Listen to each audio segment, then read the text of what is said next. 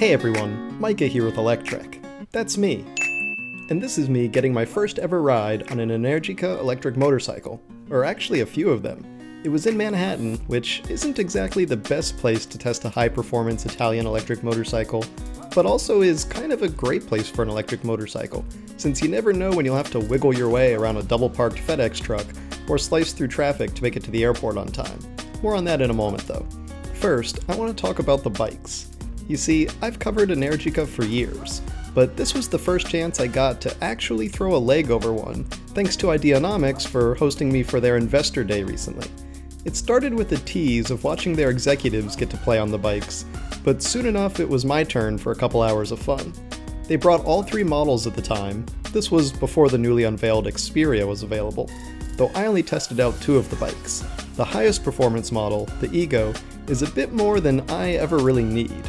It's the company's true-to-form racing bike, and it's awesome, but it's just not quite my style. That full-fairing high-performance sport bike offers a 107 kilowatt motor and a top speed exceeding 125 miles an hour, though those same specs can also be found in the company's Rebella, which is less of a super-tucked racing bike and more of an aggressive Street Fighter-style motorcycle. That's a bit more my style, and since they share the same tech specs and performance, the more relaxed riding position suited me much better. Though even more comfortable was the SS9 model, which has even taller bars and lower foot pegs, making it the most relaxed of the three bikes they had on hand. It had slightly lower performance, but the 80 kilowatt motor was still plenty peppy and more than most people are gonna need.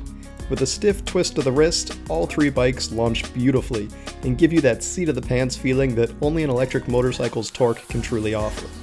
Keep in mind, I only had an hour or two on the bikes, and I'm looking forward to getting even more time soon, but so far I can already say that I am blown away with the performance and the handling of the bikes, at least as far as I could test them in the city. I'll be in Italy soon enough for a more thorough test though, but so far I can already say that the build quality and performance have left me smiling ear to ear. The bikes are powerful enough for some serious fun, yet still nimble enough for this type of city riding too.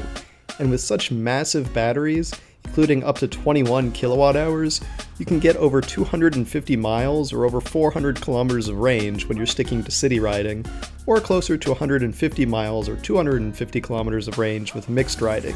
Even if you're sticking purely to highway riding, you can still get 120 miles or 200 kilometers of range, which is probably why Energica's bikes currently hold the electric motorcycle cannonball run record for fastest time riding across the US. Though the fact that they offer DC fast charging in addition to levels 1 and 2 charging certainly helped in that regard as well. I didn't get a chance to test the charging myself, but I didn't really need to because I could have ridden all day with this type of riding and not gone through that massive battery. Suffice it to say though that for a first test ride, I'm definitely a fan and am already looking forward to getting more saddle time on Energica's awesome electric motorcycles.